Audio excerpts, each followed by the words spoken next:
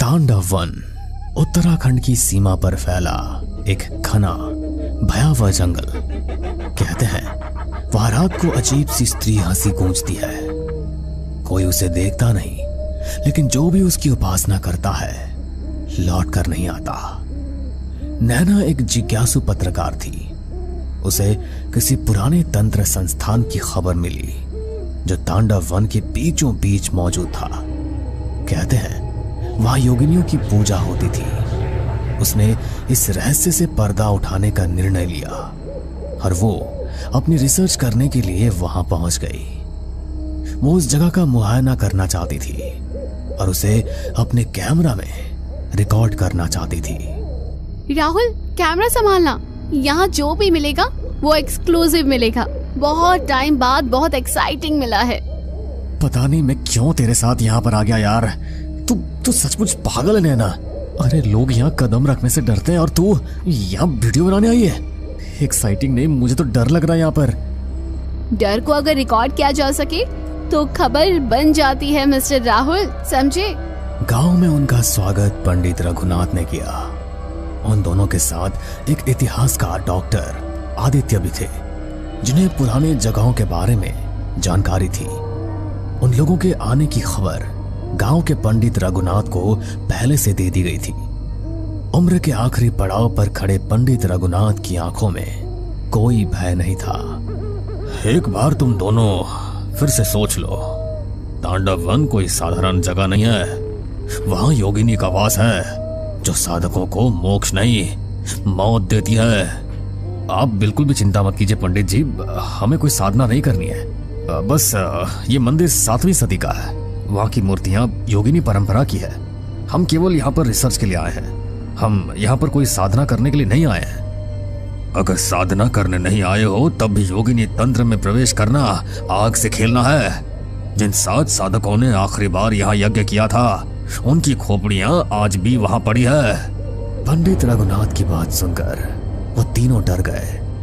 लेकिन तभी गांव की एक लड़की अवनी, जिसके परिवार में कोई भी नहीं था, वो अक्सर ही पंडित रघुनाथ के पास सेवा भाव से आया करती थी। आज भी वो वहां पर आई और पंडित जी की बात काटते हुए बोली, पंडित जी, ये लोग यहाँ पर साधना के लिए नहीं आए हैं। आप इन्हें डराइए मत। मैं इन्हें जंगल के रास्ते ले जाती हूँ। इन्हें जो भी रिसर्च करनी है ये कर लेंगे। उसके बाद मैं इन्हें वापस ले आऊंगी। लेकिन अवनी बेटी। आप बिल्कुल भी चिंता मत कीजिए पंडित जी, कुछ नहीं होगा। अवनी उन्हें जंगल के रास्ते ले जाने को तैयार हो गई, लेकिन उसकी आंखों में कुछ छिपा था। ऐसा लग रहा था कि वो जो बोल रही है वो सच नहीं है, बल्कि उसने सच को अपने अंदर ही दबाया हुआ है। वो उन लोगों को लेकर जंगल की तरफ निकल गई और अपने साथ गांव के एक लड़के हर्ष को भी ले गई। आप लोगों को रास्ता मैं दिखा सकती हूँ, लेकिन योगिनी का सामना आप खुद करेंगे। वो जिसे चाहती है उसी को दिखती है। मैंने देखा था उसे सफेद साड़ी में, उल्टे पैर और पेड़ से उल्टी लटकी हुई। वो हंस रही थी मेरी तरफ देखकर। देखो, तुम लोग हमें डराओ मत। हम बस कुछ फोटोज क्लिक करेंगे और यहाँ से चले जाएंगे। जैसे जैसे वो जंगल के भीतर बढ़े, पेड़ों के बीच फुसफुसाहटें शुरू हुई। कैमरे की लाइट झपकने लगी और तभी एक भीषण चीख ने रात को चीर दिया। एक अजीब सी रहस्यमय हंसी जंगल में गूंज गई। तुमने मुझे बुलाया, लो मैं आ गई। अब मुझसे बचकर जाओगे क्या? उस आवाज को सुनकर उन सब के रोंगटे खड़े हो गए, लेकिन तभी वो आवाज आनी अचानक बंद हो गई। जंगल की गहराई में पड़ते हुए अब रात उतर चुकी थी। हर दिशा से झिंगुरों की आवाज, टूटती डालियों की सरसराहट और कहीं दूर बजती कोई घंटियों की ध्वनि माहौल को और डरावना बना रही थी। मैं ये सब रिकॉर्ड तो कर रहा हूँ, लेकिन यहाँ का माहौल मुझे कुछ अजीब ही लग रहा है। अगर हम यहाँ से जिंदा ना लौटे तो मुझे तो लगता है आज हमारा गेम खत्म होने वाला है। रुको, तुम्हें कुछ अजीब सी बदबू नहीं आ रही? अरे चिंता मत करो, कुछ भी अजीब नहीं है। हम मंदिर के बिल्कुल पास हैं। जिस सुगंध प्राचीन यज्ञों की पहचान है। वे थोड़ी आगे चले और उन्हें पत्थरों से बना हुआ एक खुला चबूतरा दिखाई दिया। जैसे ही वे उस पत्थरों से बने खुले चबूतरे पर पहुंचे, वहां बीचों बीच एक टूटा हुआ यज्ञ कुंड दिखा। चारों ओर खोपड़ियां, राख और किसी अज्ञात लिपि में उकेरी गई दीवारें थी, जिस पर अलग अलग मंत्र लिखे हुए थे। ओम ह्रीं ह्रीं क्लीं चामुंडाय विचे। अवनी, तुम ये मंत्र क्यों बोल रही हो? क्या पता इस मंत्र से यहाँ कुछ ऐसा हो जाए जो हमारे लिए खतरनाक हो। मुझे तो ये मंत्र पढ़ना ही पड़ेगा, क्योंकि मैं यहाँ की संतान हूँ और योगिनी ने मुझे चुना है। अवनी की ये बात सुनकर सब चौंक उठे। अवनी अब वैसी नहीं दिख रही थी। उसकी आंखें काली हो चुकी थी, बाल बिखर चुके थे और उसके शरीर से धुआं सा उठ रहा था। तुम सबको बुलाया गया है। बलि अधूरी थी और आज पूर्ण होगी। तभी योगिनी की आवाज जंगल में गूंजती है। मंत्र अधूरे, रक्त अधूरा, अब योगिनी जागेगी और होगा तांडव पूरा। अचानक मंदिर के चारों तरफ लाल ज्वाला उठी। खोपड़ियां अपने आप घूमने लगी। हवा में उड़ते राख से एक आकृति बनती चली गई। लहराते बाल, उल्टे पैर और एक नुकीली हंसी। तुम सब मेरे यज्ञ में आए हो, अब मैं तुम्हें वापस नहीं जाने दूंगी। रुक जाओ, उसके नाम का उच्चारण मत करो। अपनी खुद पर काबू रखो। उसे याद भी किया जाए तो वो जाग जाती है। डॉक्टर आदित्य ने अपने थैले से प्राचीन ग्रंथ निकाला और कुछ पढ़ने लगे, पर पन्ने फड़फड़ाकर उड़ने लगे, जैसे कोई अदृश्य शक्ति उन्हें छीन रही हो। अब इस जगह पर रुकना खतरे से खाली नहीं है। मुझे नहीं पता था कि यहाँ पर ऐसा कुछ हो जाएगा। हम सबको यहाँ से निकलना होगा। भागो, इस जगह से निकलो। वो लोग वहां से भागने की कोशिश कर रहे थे। तभी पेड़ों के पीछे से अब कई आकृतियां निकलने लगी।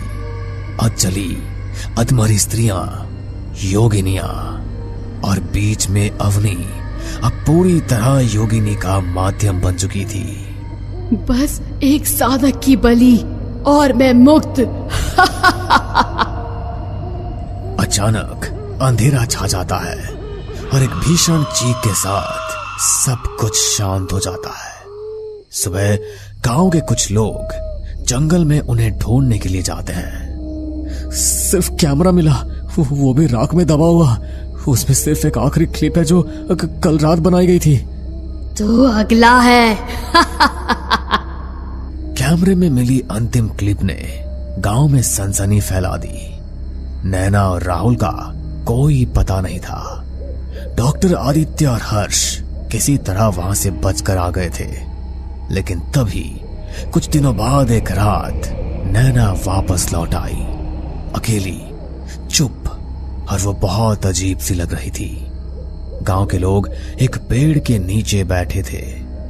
नैना को वहां देखकर वो सभी हैरान रह गए। तुम जिंदा कैसे बची नैना? मैं भागी नहीं हूँ, मुझे छोड़ा गया है। गांव वाले डर गए। पंडित रघुनाथ ने उसका चेहरा देखते ही भाल पर राख का तिलक लगाया और मंत्र बुदबुदाने लगे। ये वही नहीं है, ये शरीर इसका है, लेकिन आत्मा कोई और है। गांव का वातावरण बदल गया। पशु बिना कारण मरने लगे। कुएं का पानी लाल हो गया और मंदिर के पास रात में कोई स्त्री गाने लगी। डॉक्टर आदित्य ने अब तय किया कि कुछ भी करके इस सब को खत्म करना होगा। उन्होंने पुराने ग्रंथों से जाना, जिस आत्मा को तंत्र में प्रवेश करके जागृत किया गया हो, उसे उसी विधि से वापस बांधा जा सकता है। मतलब कि तंत्र की शक्तियों से उसे वापस बांधा जा सकता है। उसके शरीर को यज्ञ कुंड में लाना होगा, और रक्त की बलि देनी होगी। अगली रात नैना को मंदिर की ओर बहकाया गया। पंडित, डॉक्टर आदित्य और हर्ष ने चारों ओर रक्षा चक्र बनाया। नैना ने अचानक चीख कर कहा, तुमने मुझे जगाया, अब सुलाओगे कैसे? रक्त से मेरी शुद्धि होती है, किस किस का रक्त मुझ पर चढ़ाओगे?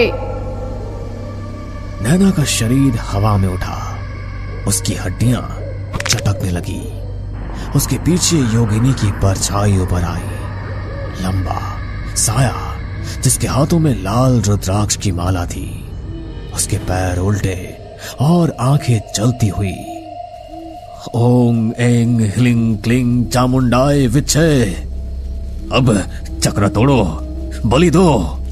हर्ष ने कांपते हाथों से अपनी हथेली चाकू से काटी और यज्ञ कुंड में अपना रक्त टपकाया। जैसे ही रक्त अग्नि में गिरा, योगिनी की चीख गूंजी, मानो कोई पर्वत फट रहा हो। नैना जमीन पर गिर पड़ी और बेहोश हो गई, लेकिन सुबह उसे होश आया। मैं कहाँ हूँ राहुल? तुम बच गई, लेकिन राहुल अब भी उसके पास है। सबको लग रहा था कि भले ही राहुल जा चुका है, लेकिन सब ठीक हो गया है। मगर कहानी खत्म नहीं हुई थी। जंगल अब भी सांस ले रहा था और रात के अंधेरे में कैमरे की एक पुरानी फुटेज खुद चालू हो गई। मैं वापस आ रहा हूं, योगिनी को साथ लाकर। नैना को तो बचा लिया गया, लेकिन राहुल की आत्मा अब योगिनी की शक्तियों में समा चुकी थी और अब वो धीरे धीरे शहर की ओर रात के अंधेरे में जंगल से बाहर आ रही थी। नैना अस्पताल में एडमिट थी। वो खुद को माफ नहीं कर पा रही थी। राहुल को मैंने वहां घसीटा था, मैं ही उसे वापस लाऊंगी, चाहे जैसे भी। वो रात चैत्र अमावस्या, तंत्रों की सबसे शक्तिशाली रात्रि थी। योगिनी के जागरण की बिल्कुल सही घड़ी। शहर में अचानक अंधेरा छा गया। मोबाइल नेटवर्क, बिजली, सब गायब। सड़कों पर कुत्ते भौंकते हुए भाग रहे थे। हवा में राख और जली हुई हड्डियों की गंध आ रही थी। अस्पताल का पूरा स्टाफ अचानक सो गया और नैना के वार्ड में कुछ अजीब सी आवाज हुई। मैं तेरे पास आ गई, बलि अधूरी थी, अब पूरी होगी। राहुल, तू कहीं अंदर है, मैं जानती हूँ, इसे खुद पर हावी मत होने दो। खुद को बचाओ नैना, ये अब मैं नहीं हूँ, ये तुम्हारी बलि ले जाएगी। कुछ भी करके खुद को बचाओ। योगिनी ने अपने चारों ओर आग का चक्र रच लिया। उसके पीछे अजली कटी फटी स्त्रियां प्रकट हो गई, जो योग साधिकाएं थी, जो अब आत्माएं बन चुकी थी। इससे पहले कि वो नैना की बलि ले पाती, डॉक्टर आदित्य को अचानक होश आया और वो भागते हुए नैना के वार्ड में गए। नैना, यही समय है, तांडव मंत्र पढ़ो, उसे उसी से बांध सकते हैं। ओम श्रीम ह्रीम क्लीम ए योगिनी नमः स्वाहा। त्रिनेत्र धारिणी है, रक्त पिचाचनी है, तुच्छ भय नाशनी है। जैसे ही मंत्र पूर्ण हुआ, नैना ने उठकर राहुल को जकड़ लिया। उसके शरीर में योगिनी कांपने लगी, चीखें गूंजी और पूरा अस्पताल थरथराने लगा। मैं अग्नि हूँ, मैं काल हूँ, तू मुझे रोक नहीं सकती। तू बस मेरे दोस्त के भीतर एक परछाई है, मैं अपने दोस्त को तुझसे बचा कर ही रहूंगी। नैना ने अंतिम शक्ति से राहुल के शरीर में टेबल पर रखा हुआ चाकू घोंप दिया। राहुल को मारने के लिए नहीं, बल्कि उस माध्यम को नष्ट करने के लिए जिसमें योगिनी छिपी थी। रक्त में मंत्र पवित्र हुए और एक विस्फोटक ऊर्जा से पूरी छत जल उठी। सुबह सब शांत था। अस्पताल खंडहर बन चुका था। नैना वहीं जमीन पर बेसुध पड़ी थी। पास में राहुल भी बेसुध हालत में पड़ा था। डॉक्टर आदित्य और पंडित रघुनाथ ने आकर उन्हें उठाया और गांव लेकर गए। गांव में वो जिस रिसर्च के लिए आए थे, उस रिसर्च ने उनकी जिंदगी को बदल कर रख दिया। और फिर कभी वो ऐसी किसी जगह नहीं गए जो सब ऐसी खतरनाक साधनाओं और तंत्र के लिए मशहूर है। रात के तीसरे पहर का समय था। ठाकुर का पूरा परिवार अपनी हवेली में चैन की नींद सो रहा था। अचानक ही ठाकुर के सबसे छोटे बेटे मेहर सिंह की आंख खुल जाती है। मेहर सिंह अपनी कमरे की खिड़की पर खड़े होकर बाहर की ओर देखने लगता है। बाहर मौसम बहुत खराब था। तेज बारिश के साथ साथ आकाश में जोरों की बिजली कड़क रही थी। अचानक ही उसे ऐसा लगा जैसे सामने के पेड़ से कोई महिला अजीब ढंग से सरकते हुए नीचे उतर रही है। उस महिला ने अपनी भयानक लाल लाल आंखों से मेहर सिंह की ओर घूर कर देखा और नीचे उतरकर कहीं गायब हो गई। मेहर सिंह को अपनी आंखों पर यकीन नहीं हुआ। देर रात इतने खराब मौसम में आखिर कौन स्त्री पेड़ पर चढ़कर उसकी ओर देखेगी। फिर उसको यूं अजीब ढंग से नीचे उतरते देखकर न जाने क्यों उसके मन में शंका सी होने लगी। अपनी बंदूक को संभालता वह हवेली के बरामदे तक आया जहां उसने उस महिला को देखा था, लेकिन वहां पर कोई भी नहीं था। बरामदे में हर और फूलों की खुशबू फैली हुई थी। मेहर सिंह बेचैन सा होकर इधर उधर देखने लगा। तभी उसे कोई स्त्री दौड़कर हवेली से बाहर की ओर जाती दिखाई दी। ए लड़की, कौन हो तुम? वहीं ठहरो। इतनी रात गए हवेली में क्या कर रही हो? मेहर सिंह की चीखने की आवाज को अनसुना करके वह लड़की पायल छनकाती हुई हवेली के पिछले दरवाजे से बाहर निकल गई। लड़की को बाहर की ओर भागता देख मेहर सिंह भी उसके पीछे पीछे हवेली से बाहर निकल गया। कुछ दूर जाकर उस लड़की ने मेहर सिंह को मुड़कर देखा और धीरे से मुस्कुराते हुए फिर से अंधेरी तूफानी रात में जंगल की ओर भागने लगी। मेहर सिंह न जाने किस सम्मोहन में बंधा था कि वह भी लड़की के पीछे पीछे सुनो सुनो की आवाज लगातार बढ़ा जा रहा था। कुछ दूर जाकर एक सुनसान स्थान पर वह लड़की अचानक गायब हो गई। ये सब क्या पहेली है? आखिर कौन है ये लड़की? मेहर सिंह मन ही मन बड़बड़ाता हुआ इधर उधर देखता चला जा रहा था कि अचानक उसकी नजर एक पेड़ के नीचे जमा हुई स्त्रियों पर पड़ी। उन सभी स्त्रियों ने काले वस्त्र पहन रखे थे। वह एक लड़की को घेर कर बैठी हुई थी। आधी रात को तूफानी मौसम में यूं घने जंगलों के बीचों बीच इतनी सारी महिलाओं को पेड़ के नीचे बैठा देख मेहर सिंह थोड़ी शंका में पड़ गया। वह तेजी से दौड़ते हुए उन महिलाओं की ओर आया और उसने आवाज लगाकर पूछा, क्या चल रहा है यहाँ? इतनी रात गए ऐसे घेर कर क्यों बैठी हो? इसे क्या कर रही हो इस लड़की के साथ? ठाकुर की इतना पूछते ही उस लड़की को घेर कर खड़ी हुई काले कपड़े वाली औरतें घूमकर ठाकुर की ओर देखने लगती हैं। उन सभी के चेहरे बिल्कुल सफेद थे। आंखें बिन पुतली की बेजान सी नजर आ रही थी। तभी उनमें से एक स्त्री ने कहा, इसकी शादी है, यहाँ ब्याह की रस्म करने आए हैं। आधी रात को कौन से ब्याह की रस्म होती है? वैसे कहाँ से आए हो तुम सब के सब? दूल्हे के गांव में ये रस्म होती है छोरे, बस इसीलिए यहाँ पर इकट्ठा हुए हैं। उस औरत की बात सुनकर ठाकुर मेहर सिंह और भी चक्कर में पड़ गया। छोटे से गांव में मुट्ठी भर परिवार थे जिनको वो अच्छी तरह जानता था।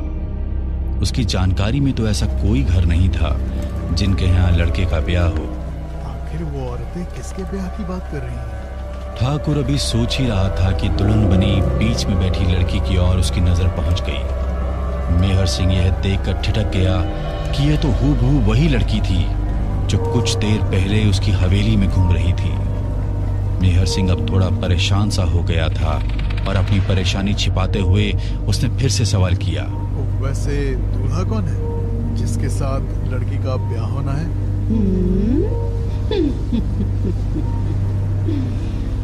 समरनपुर सिंह का बेटा मेहर सिंह। उस औरत के मुंह से अपना नाम सुनकर मेहर सिंह का सिर चकरा गया। अगले ही पल खुद को संभालते हुए उसने पेड़ की ओर देखा तो पाया अब वहां पर कोई भी नहीं था। मेहर सिंह समझ नहीं पा रहा था कि अभी कुछ देर पहले जो उसने देखा वो सच था या सपना। जंगल की खामोशी और बादलों की गड़गड़ाहट अब उसे डरा रही थी। तेज कदमों से वह अपनी हवेली की ओर वापस मुड़ गया। तभी उसे अपने पीछे फिर से पायल की आवाज सुनाई देने लगी। ऐसा लग रहा था जैसे कोई उसका पीछा कर रहा हो।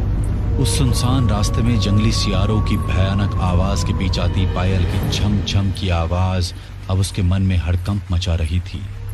थोड़ी दूर जाने के बाद उसने धीरे से पीछे मुड़कर देखा तो पाया पीछे कोई भी नहीं था। मेहर सिंह ने राहत की गहरी सांस भरी और जैसे ही सामने देखा उसी काले कपड़े वाली लड़की को ठीक अपने सामने खड़ा देख उसका दिल धक से रह गया था। तो मेहर सिंह ने आव देखा ना ताव अपने घर की ओर दौड़ लगा दी। एक बार जो उसने दौड़ना शुरू किया अपनी हवेली में आकर ही रुका और गिरकर बेहोश हो गया। सुबह के 4 बजे नौकरों ने उसे बेहोश देखा तो उठाकर उसे उसके कमरे में ले आए। छोटे ठाकुर को बेहोश देख पूरी हवेली में हड़कंप मच गया था। कुछ देर बाद जब मेहर होश में आया तो उसने कल रात की सारी कहानी पिता को सुना दी। पिताजी, वो मेरा पीछा करते हुए हवेली तक पहुंच गई थी। वो छोड़ेगी नहीं मुझे, वो मुझे मार डालेगी। प्लीज मुझे बचा लो। अरे बेटा शांत हो जाओ। हवेली में तुम सुरक्षित हो, डरो नहीं, मैं कुछ उपाय करता हूँ। ठाकुर अपने बेटे की आंखों में डर साफ महसूस कर पा रहा था, इसलिए उसने तुरंत ही पहाड़ी वाले बाबा को हवेली में बुलवा लिया। इधर मेहर सिंह की हालत भी कुछ ठीक नहीं थी। रात से ही उसे तेज बुखार था। दवाइयां अपना काम नहीं कर पा रही थी। मेहर का बुखार इतना तेज था कि वह पिछले 5 घंटों से होश में भी नहीं आया था। शाम होते होते बाबा भी हवेली पहुंच गए थे। उन्होंने मेहर की हालत देखने के बाद एक नींबू लेकर कुछ मंत्र पढ़े और उसे मेहर सिंह के सर से स्पर्श कराकर एक फूंक मार दी। इसके बाद उन्होंने नींबू में कील गाड़ दी। कील के नींबू में लगते ही उसमें से खून की तरह लाल लाल बूंदें टपक कर नीचे गिरने लगी। आपके बेटे के पीछे पिशाचनी पड़ी है। पिशाचनी जिसे देख ले फिर अपने साथ लेकर ही जाती है। लेकिन मुख्य बात यह है कि वो यूं ही किसी के पीछे नहीं लगती।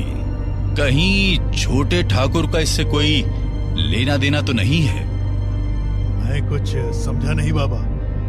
किसी पिशाचिनी का मेरे बेटे से क्या संबंध? बाबा की बात सुनकर ठाकुर का बड़ा बेटा चौंक जाता है। हाँ बाबा, मुझे कुछ याद आया। कुछ समय पहले हम 3 भाई पास के गांव में अपने दोस्त के यहाँ गए थे।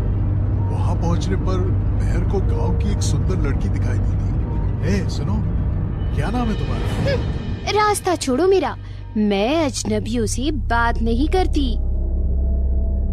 मेरा दिल आ गया है तुझ पर। तुझे हवेली की छोटी ठकुराइन बनाऊंगा मैं।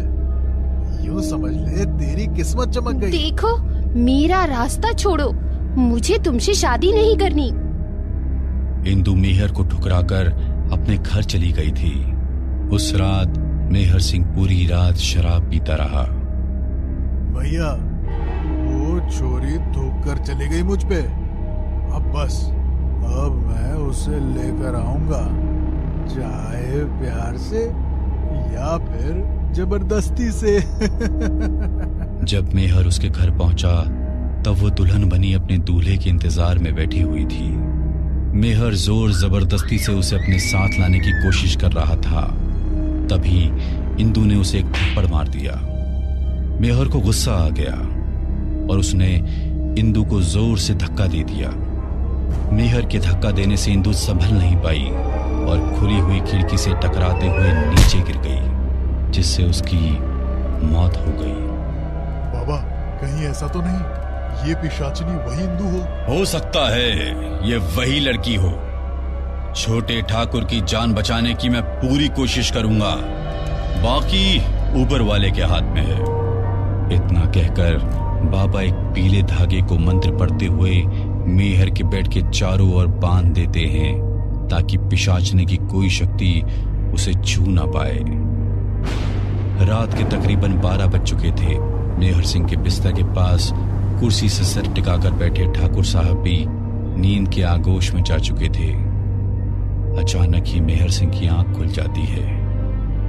आंख खोलते ही उसे वही काले कपड़ों वाली पिशाचनी अपने ठीक सामने दिखाई देती है।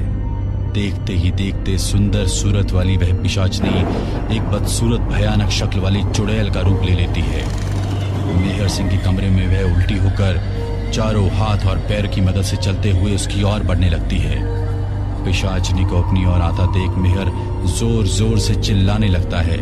मेहर सिंह की आवाज सुनकर ठाकुर की भी नींद टूट जाती है। बाबा ने धागा बांधा हुआ है, ये तुम्हें छू भी नहीं पाएगी। ठाकुर के इतना कहते ही वह गुस्से में गर्दन टेढ़ी कर मेहर सिंह को घूरने लगती है और अपने बिस्तर पर सीधा लेटा हुआ मेहर सिंह हवा में ऊपर उठने लगता है। पिताजी मुझे बचाइए, ये मुझे मार डालेगी। मैं तेरे पास नहीं आ सकती, लेकिन तू तो मेरे पास आ सकता है ना। मुझसे शादी करना चाहता था ना तू? जल्दी चल, समय हो गया है।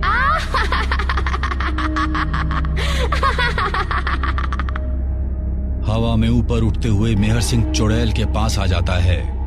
इंदु के एक इशारा करते ही मेहर सिंह का शरीर धम से नीचे गिर पड़ता है और उसके सर से खून बहने लगता है। मेहर सिंह बाबा के बनाए सुरक्षा घेरे से बाहर आ चुका था। अपने बेटे को पिशाचनी के सामने लहूलुहान पड़ा देख ठाकुर अपनी बंदूक लेकर उसकी ओर दौड़ता है। तभी पिशाचनी गुस्से में ठाकुर की ओर देखती है, जिससे उसकी बंदूक खुद ब खुद पीछे की ओर मुड़ जाती है और उसके हाथ से दूर जा गिरती है। अगले ही पल ठाकुर भी उछलकर दीवार से जा टकराता है और अपने होश खो देता है। मेहर सिंह को अपनी आंखों के सामने इस हालत में जमीन पर पड़ा देख इंदु जोर जोर से हंसने लगती है।